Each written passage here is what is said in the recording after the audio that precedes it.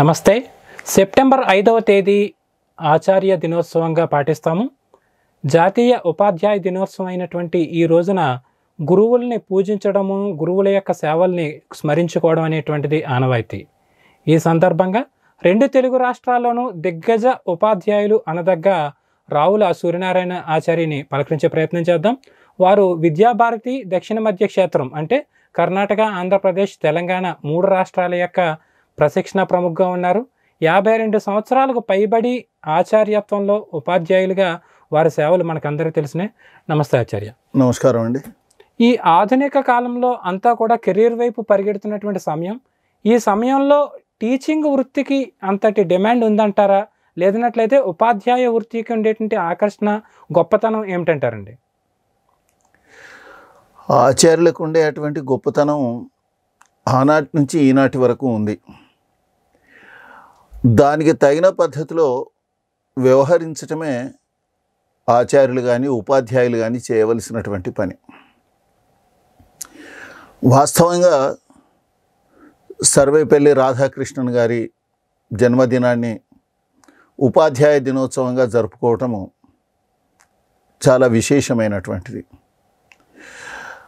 ప్రారంభంలో మనం వ్యాసునికి సంబంధించినటువంటి జన్మదినాన్ని గురు పూజగా జరుపుకునే అటువంటి ఆచారం ఇక్కడ ఉంది. వేదాలన్నింటినీ ఆయన విభజించి రాశాడు కాబట్టి ఆ వేదాలు ఈనాటికి కూడా విజ్ఞాన కనులు కాబట్టి గురు పూజ జరుపుకుంటున్నాం. అదే పద్ధతిలో 1000 సంవత్సరాల క్రితం రాసినటువంటి గురువును ఈనాడు స్మరించుకుంటున్నాం.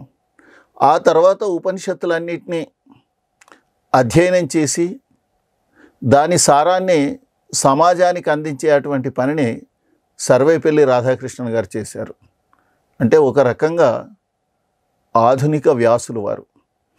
అందువల్ల ఈనాడు వారి జన్మదినోత్సవం నాడు ఉపాధ్యాయ దినోత్సవం జరుపుకోవడము సబబుగా ఉంటుంది అని అనుకుంటూ ఆనాటి నుంచి ఈనాటి వరకు ఆచార్యుల వ్యవహారము లేదా ఉపాధ్యాయుల వ్యవహారాన్ని అనుసరించి ఈనాటికి గౌరవం లభిస్తూనే ఉన్నది. మీకు 1-2 సంఘటనలు నేను చెప్తాను.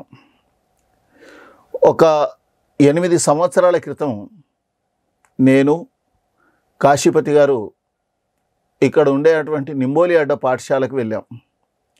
వెళ్ళిన తర్వాత అక్కడ పిల్లలందరినీ కూర్చోబెట్టేసి మామూలుగా మాట్లాడుతూ ఉంటే కాశీపతి గారు ఒక చిన్న విషయం అడిగారు, మీలో ఎవరైనా దేవుణ్ణి చూశారా అని. అంటే ఒక పిల్లవాడు లేచాడు, ఎస్ నేను దేవుణ్ణి చూశాను అన్నాడు. నిజంగా దేవుణ్ణి చూసావా? ఎస్ నిజంగా దేవుణ్ణి చూశాను అన్నాడు. ఎవరా దేవుడు మాకు చూపించగలుగుతారా? ఎస్ చూపించగలుగుతాను అన్నాడు. ఎవరా దేవుడు అని అంటే వెంటనే ఆ ప్రధానాచార్య వైపు వేలు చూపుతూ ఈయనే మా దేవుడు అని అన్నాడు. ఈయన ప్రధానాచార్యుడు కదా, దేవుడు ఎట్లవుతాడు అని అన్నాను. అంటే ఆ పిల్లవాడు చెప్పిన సమాధానం ఏంటంటే, ఒకనాడు పాఠశాలలో నా దగ్గర నోటు పుస్తకాలు, పెన్నులు ఏం లేని కారణంగా నన్ను తరగతి ఆచార్య బయటికి పంపిస్తే వీరు ఏంటి కారణం అడిగారు. అడిగిన తర్వాత మా నాన్న బాగా తాగుతూ ఉంటాడు, అందువల్ల డబ్బులు లేవు, అందువల్ల నోటు పుస్తకాలు కొనలేనని అన్నాడు. అదే రోజు సాయంత్రం మా ప్రధానాచార్య మా ఇంటికి వచ్చాడు. వచ్చిన తర్వాత మా నాన్నతో మాట్లాడాడు. తెల్లవారి నుంచి నువ్వేం పని చేయగలుగుతావంటే కార్పెంటరీ పని చేయగలుగుతానన్నాడు. కాబట్టి మా స్కూల్లో నేను పని ఇప్పిస్తాను, కానీ మా స్కూల్కి వచ్చినప్పుడు తాగకూడదు అని చెప్పిన తర్వాత వరుసగా స్కూల్లో ఉన్న రిపేర్ పనులు ఇవన్నీ చేశారు. ఆ తర్వాత ప్రబంధకారిని వాళ్ళ ఇళ్లలో ఉండే అటువంటి కర్ర పనికి కూడా పురమాయించాడు. ఆ విధంగా మా నాన్నగారు తాగుడు తగ్గించి కుటుంబాన్ని పోషించుకునే అటువంటి దిశలో వెళ్ళాడు. కాబట్టి మా కుటుంబం ఈనాడు చాలా బాగుంది, కాబట్టి ఆయనే మాకు దేవుడు అని చెప్పారు. కాబట్టి టీచర్ అంటే కేవలం పాఠాలు చెప్పడమే కాదు, విద్యార్థుల యొక్క వ్యవహారాన్ని మార్చే అటువంటి పని చేయాలి. కాబట్టి వాల్యూస్ని అందించే అటువంటి పనిని ఎప్పుడైతే ఉపాధ్యాయులు చేస్తారో వాళ్లకు ఈనాటికి గౌరవం ఉంది, చేతులెత్తి మొక్కుతూ ఉన్నారు. అయితే మీరు మరి 50 సంవత్సరాలు పైబడి ఉపాధ్యాయ వృత్తిలో ప్రస్థానం సాగిందని చెప్తారు. అసలు టీచింగ్ వైపు లేదా ఇటు ఆదర్శమైనటువంటి ఆచార్యత్వం వైపు మీరు ఎందుకు మళ్ళారు? మీ బిగినింగ్ డేస్ ఎలా గడిచాయండి? శిశు మందిర్‌లో మీ ప్రస్థానం ఎలా జరిగింది? నేను 1972లో 10th పూర్తి అయిపోయిన తర్వాత ఇంటర్మీడియట్ చేయడం కొరకు ఆదిలాబాద్ వెళ్ళాను. వెళ్ళిన తర్వాత అప్పుడే నాకు సంఘ పరిచయం ఉన్న కారణంగా, సంఘ శిక్షావర్గ అయిన కారణంగా ఆ ఆదిలాబాద్లో ఉండే అటువంటి కార్యకర్తల పరిచయం ఉంది. అక్కడికి వెళ్ళిన తర్వాత కాలేజీలో సీట్ దొరికింది, క్రమసంఖ్య 3. కానీ అక్కడికి వెళ్ళిన తర్వాత ఏ విధంగా ఇక్కడ సర్వైవ్ కావాలి అనే అటువంటి ఆలోచనతో చూస్తూ ఉంటే అక్కడ వాళ్ళు చెప్పారు, ఒక పార్ట్ టైమ్గా మీరు ఈ శిశు మందిర్లో చేరండి, మిగిలిన సమయం స్కూల్లో కాలేజీకి వెళ్ళండి అని. ఆ విధంగా స్కూల్లోకి వెళ్ళి పనిచేస్తున్న సందర్భంలో విద్యార్థులతో అనుబంధం ఏర్పడింది. అప్పుడు ఉండే అటువంటి అనుబంధమే ఆ తర్వాత విద్యార్థులు ఇచ్చే గౌరవము, ఆ తర్వాత పాఠశాలలో చెప్పే అటువంటి సదాచారం, ఇవన్నీ కూడా నన్ను ఆకర్షించాయి. దానివల్ల ఈ సంస్థలో కొంతకాలం పనిచేయాలనుకున్నాను. ఇంటర్మీడియట్ అయిపోయిన తర్వాత వెంటనే అక్కడి వాళ్ళు నన్ను కోరిన తర్వాత నేను ఆ శిశు మందిర్లో ఆచార్యునిగా చేరాను. ఆచార్యునిగా చేరిన తర్వాత నాతో సమానంగా ఉన్నటువంటి నా తోటి విద్యార్థులతో సమానంగా డిగ్రీ పూర్తి చేసుకున్నాను, బిఎడ్ పూర్తి చేసుకున్నాను, ఎంఏ పూర్తి చేసుకున్నాను, ఎంఎడ్ పూర్తి చేసుకున్నాను. ఆ విధంగా 1982కు వచ్చేసరికల్లా నేను ఈ యోగ్యతలన్నీ సంపాదించుకోవడం జరిగింది. అదేవిధంగా శిశు మందిరంలో ఇది కేవలం ఏదో పాఠశాల కాదు, ఇది ఒక జాతీయ మహాయజ్ఞం. అంటే సమాజం కొరకు ఒక నీతివంతులైనటువంటి వ్యక్తులను తయారు చేసేటువంటి ప్రయత్నం శ్రీ సరస్వతి శిశు మందిరాలు చేస్తున్నాయి. కాబట్టి ఒక మంచి పనిలో నేను కూడా కంటిన్యూ కావాలనడం కొరకు అక్కడ ఉండే అప్పటి ఉపాధ్యాయులు, ఆ తర్వాత ముఖ్యంగా ఎస్ఎల్ఎన్ ఆచార్యులు గారు, తిరుపతిరావు గారు, వీళ్ళు ప్రోత్సహించడం కారణంగా అందులోనే ఉన్నాను. బిఎడ్ అయిపోయిన తర్వాత ఆదిలాబాద్ జిల్లాలో ఆనాడు విరివిగా ఉపాధ్యాయ గవర్నమెంట్ పోస్టులు దొరికే అటువంటి అవకాశం ఉంది. నా దగ్గర పనిచేసిన వాళ్ళు, నా తోటి వాళ్ళు అనేక మంది వెళ్ళిపోయారు. కానీ పెద్దవాళ్ళు అడగటము, నేను ఇదే పద్ధతిలో ఉండటము, ఇట్లా చేసిన తర్వాత శిశు మందిరంలో 1980లో, అంటే చిన్న వయసు అప్పటికే 23 సంవత్సరాల వయసులో ఒక మాధ్యమిక పాఠశాల ప్రధానాచార్యుడిగా అయ్యాను. 84లో ఉన్నత పాఠశాల ప్రధానాచార్యుడిగా అయ్యాను. ఆ తర్వాత క్రమేపీ అక్కడ ఉండే అటువంటి పాఠశాలలో ఉండే అటువంటి విద్యార్థుల సంఖ్య, ఆ తర్వాత అక్కడ ఉండే భౌతిక వనరులను అక్కడ ఉండే లోకల్లో ఉండే అటువంటి హితైషులతోటి సేకరించుకోవడము, ఇవన్నీ చేస్తూ నాకు 1995 వరకు ఆ సంఖ్య మొత్తం ఆ ఊళ్ళో ఉండే అటువంటి 2 శాఖలు, నేను ఉండే అటువంటి ఉన్నత పాఠశాల కలిపి 2900 సంఖ్య వరకు వెళ్ళింది. కేవలం సంఖ్యాపరంగానే కాకుండా స్థాయిపరంగా కూడా ముందుకు వెళ్ళటం జరిగింది. వాస్తవంగా 95లో రాష్ట్రానికి సంబంధించినటువంటి పబ్లిక్ పరీక్షలో స్టేట్ ర్యాంక్స్ 3 వచ్చాయి. ఆదిలాబాద్ జిల్లాకు వాస్తవంగా స్టేట్ ర్యాంక్స్ రావటము అదే ప్రారంభము, అదే చివర. కాబట్టి ఆ విధంగా విద్యార్థుల స్థాయి కూడా పెంచటం కొరకు నిరంతరం కృషి చేసేవాళ్ళం. అందులో ఆచార్యుల సహకారంతో పాటు ప్రభుత్వ ఉపాధ్యాయుల సహకారం కూడా విశేషంగా ఉండేది. వాళ్ళు సాయంత్రం పూట వచ్చి క్లాసులు తీసుకోవడము ఇవి జరుగుతూ ఉండేది. అప్పుడు తెలుగు విజ్ఞాన పారితోషికం అనేటువంటి ఉండేవి. ఆ తెలుగు విజ్ఞాన పారితోషికంలో 93-94 సంవత్సరంలో 100 మంది విద్యార్థులకు గాను 22 మంది విద్యార్థులకు మాకే లభించాయి. ఆ విధంగా కంటిన్యూ అవుతూ ఉంటే 1995లో పెద్దల కోరిక మేరకు నేను ఆదిలాబాద్, కరీంనగర్, నిజామాబాద్ ఈ 3 జిల్లాలలో ఒక 110 పాఠశాలలు ఉండేవి. ఆ 110 పాఠశాలలకి పర్యవేక్షకగా ఏర్పాటు చేశారు. ఆ తర్వాత 1997లో 2 సంవత్సరాల తర్వాత మెదక్ జిల్లాను కలిపివేశారు. ఆ తర్వాత 98కి ఇటు ఉండేటువంటి హైదరాబాదు, కర్నూలు, అనంతపురం ఈ జిల్లాలను కూడా కలిపి చూడమన్నారు. 2002 సంవత్సరం నుంచి మొత్తం ఇప్పుడు ఉండేటువంటి 2 ప్రాంతాలకి సుమారుగా 480 పాఠశాలలు ఉండేవి. వాటికి శైక్షణిక ప్రముఖు అంటే పాఠశాలల పరిశీలన, మార్గదర్శనం చేసేటువంటి పనిని నేను పెద్దలు ఇచ్చిన దాన్ని స్వీకరించడం జరిగింది. ఆ తర్వాత 2013 నుంచి ఈ 3 రాష్ట్రాలకు సంబంధించినటువంటి కర్ణాటక, తెలంగాణ, ఆంధ్రప్రదేశ్ ఈ 3 రాష్ట్రాలకు సంబంధించినటువంటి ఆచార్యులకు సంబంధించిన ప్రశిక్షణ ప్రముఖంగా ఉన్నాను. 2019 నుంచి అఖిల భారత స్థాయిలో మొత్తం అఖిల భారత స్థాయిలో 12,000 పాఠశాలలు ఉన్నాయి. ఆ తర్వాత మరో 12,000 సేవా కార్యక్రమాలు నిర్వహిస్తున్నారు. ఈ విధంగా ఉండేటువంటి పాఠశాలలకి ప్రశిక్షణ కన్వీనర్గా, సహ సంయోజకగా బాధ్యతలు తీసుకొని ఈ విధంగా నిర్వహిస్తూ ఉన్నాను. కాబట్టి ఇప్పటికీ చాలా సంతృప్తికరంగా నా సేవలు కొనసాగాయి. అయితే రాష్ట్రంలో ఉన్నటువంటి తెలుగు రాష్ట్రాల్లో ఉన్నటువంటి విద్యాలయాలు, విద్యా పరిస్థితులు మీరు చూస్తూ వచ్చారు కదండి. ఈ మిగిలిన విద్యాలయాలకి మన సరస్వతి విద్యాపీఠం, శిశు మందిర్ పాఠశాలకు ఉన్నటువంటి వ్యత్యాసాన్ని ఎలా చెప్పచ్చు ఆచార్య? వాస్తవానికి మనకు వేరే పాఠశాలలతో ఒక పోటీ అంటూ లేదు. మనం మన పాఠశాలను ఒక ప్రత్యేక ఉద్దేశంతో నడిపిస్తున్నాం. విద్యార్థుల సర్వాంగీణ వికాసమే లక్ష్యంగా మనం నిర్వహిస్తున్నాం. దాంట్లో విద్యార్థులందరూ కూడా శారీరకమైనటువంటి దృఢత్వము, మంచి ప్రాణశక్తి నిర్మాణము, ఆ తర్వాత మానసికంగా ఒక ఉన్నతమైనటువంటి స్థితి, బుద్ధిపరమైనటువంటి వికాసము, ఇవి కాకుండా నైతిక మరియు ఆధ్యాత్మిక సామర్థ్యాలను పెంచి ఒక సర్వాంగీణ వికాసం కలిగినటువంటి విద్యార్థులుగా తయారు చేసేటువంటి పనిని ప్రతి సంవత్సరం విద్యార్థులకి విజ్ఞానమేళ పేరుతో పాఠశాల స్థాయి నుంచి అఖిల భారత స్థాయి వరకు, ఆ తర్వాత ఖేల్కూద్ పేరుతోటి పాఠశాల స్థాయి నుంచి అఖిల భారత స్థాయి వరకు, ఆ విధంగా కేవలం చదువు వరకు మాత్రమే కాకుండా ఆటలు, విజ్ఞాన శాస్త్రము, వీటికి అన్నిటికీ సంబంధించిన వికాసం కొరకు నిరంతరం ప్రయత్నం చేస్తూనే ఉన్నది.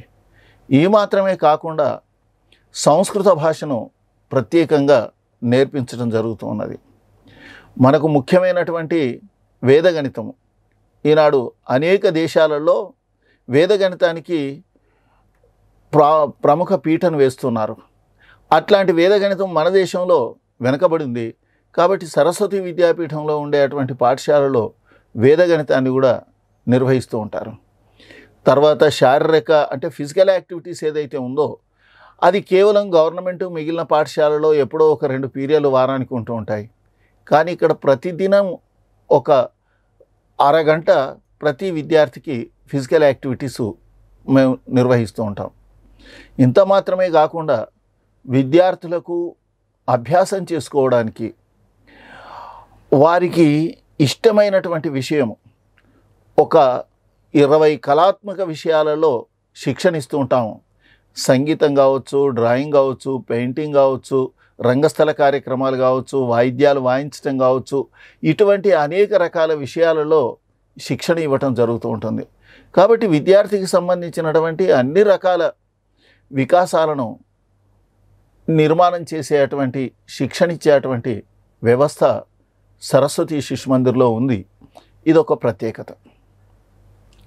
ఫైనల్గా ఒకటి మాట, ఎందుకంటే కానీ మీరు సుదీర్ఘకాలం పాటు అధ్యాపకుల యొక్క శిక్షణ, అధ్యాపకుల యొక్క విలువలు పెంచడం అనేటువంటి పనిలో ఉన్నారు. కాబట్టి ఈ ఆచార్యులు కానీ, ఉపాధ్యాయులు కానీ ఎటువంటి నైపుణ్యాలు పెంచుకోవాలి, ఎటువంటి నైపుణ్యాలతో వాళ్ళు బోధించినట్లయితే వారు వృత్తికి న్యాయం చేసిన వాళ్ళు అవుతారు, అలాగే పిల్లలకు కూడా చక్కటి ధర్మం ఏర్పడుతుందని మీరు భావిస్తున్నారండి? ఆచార్యులకు కానీ, ఉపాధ్యాయులకు కానీ ఒక 3 రకాల నైపుణ్యాలు ఉండాలని మనం కోరుకుంటాం. మొట్టమొదటిది విద్యకు సంబంధించినటువంటి సబ్జెక్టుకు సంబంధించినటువంటి డెప్త్ మొదలు పెంచుకోవాలి. అంటే తనకు రాని విషయాన్ని తెలుసుకొని విద్యార్థులకు చెప్పాలి. కేవలం అక్కడ ఉన్నటువంటి పుస్తకంలో చెప్పడం కాదు, ఒకసారి చెప్పామంటే పిల్లవాడికి ఆ బేసిక్ కాన్సెప్ట్స్ అర్థం కావాలి, అని అనుకున్నప్పుడు అధ్యయనం చేయవలసినటువంటి అవసరం ఉంటుంది. కాబట్టి ఆ విధంగా సబ్జెక్ట్ డెప్త్కు సంబంధించినటువంటి విషయాన్ని నిరంతరం అధ్యయనం చేసేటువంటి స్వభావం ఆచార్యులలో ఉండాలి. రెండవ విషయం ఏంటంటే, సబ్జెక్ట్ ఉన్నంత మాత్రాన సరిపోదు. అనేక మందికి సబ్జెక్ట్ ఉంటుంది, కానీ సబ్జెక్టుకు సంబంధించిన దాన్ని విద్యార్థుల్లో వాళ్ళ మేధస్సులోకి ఏ విధంగా ఎక్కించాలి అనే అటువంటి విషయాన్ని ప్రతినిత్యం ఆలోచిస్తూ ఉండాలి. అంటే సాధారణంగా కేవలము తరగతిలో 35 మంది విద్యార్థులు ఉన్నారంటే 35 రకాల స్థాయిలలో ఉంటూ ఉంటారు.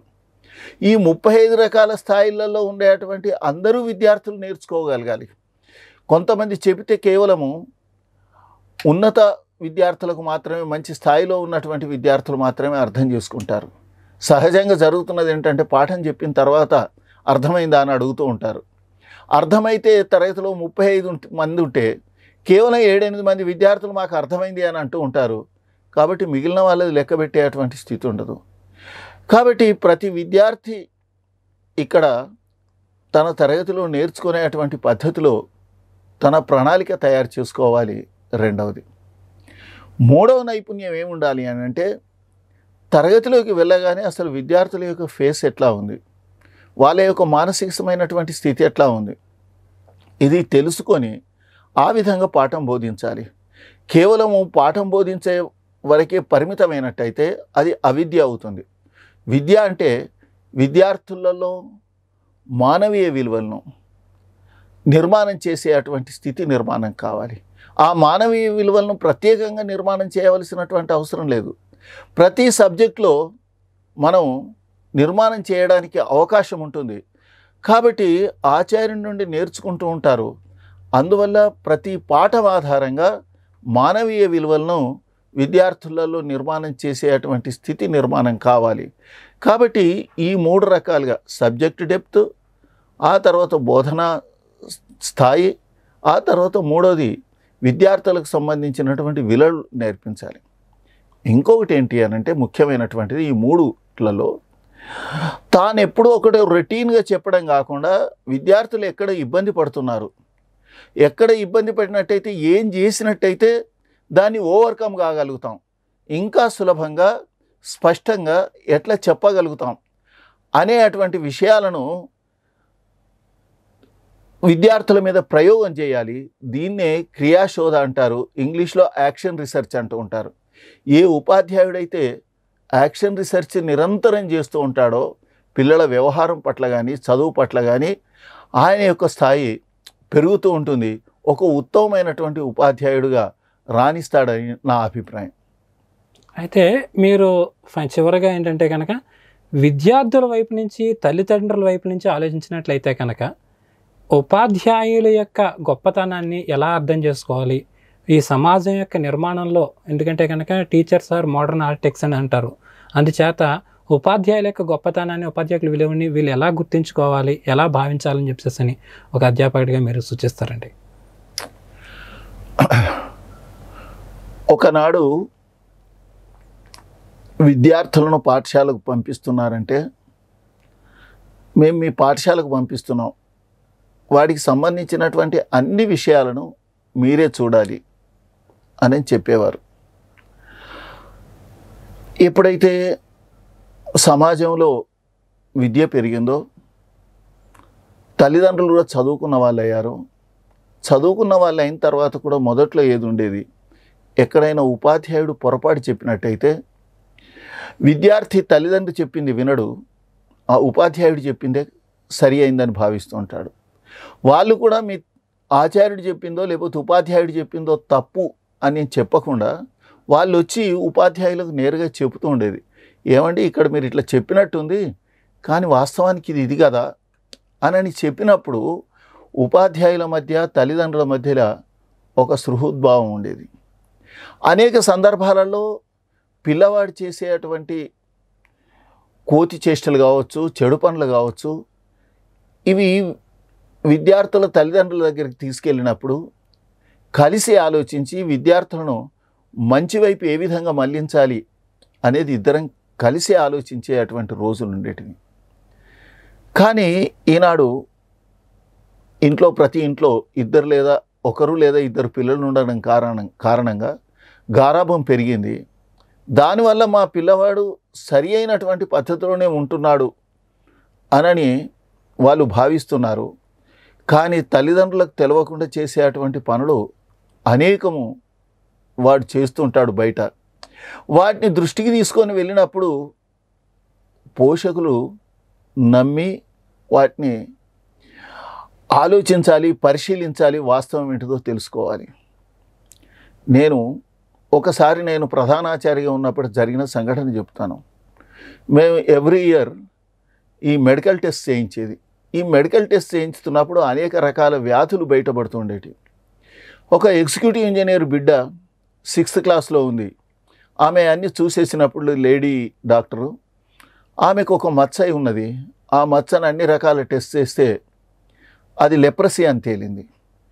లెప్రసీ అని తేలిన తర్వాత వెంటనే వాళ్ళ ఇంటికి నేను లేడీ టీచర్స్నిచ్చి పంపించాను. ఆ అమ్మాయికి తెలియకుండా తల్లికి చెప్పండి అని.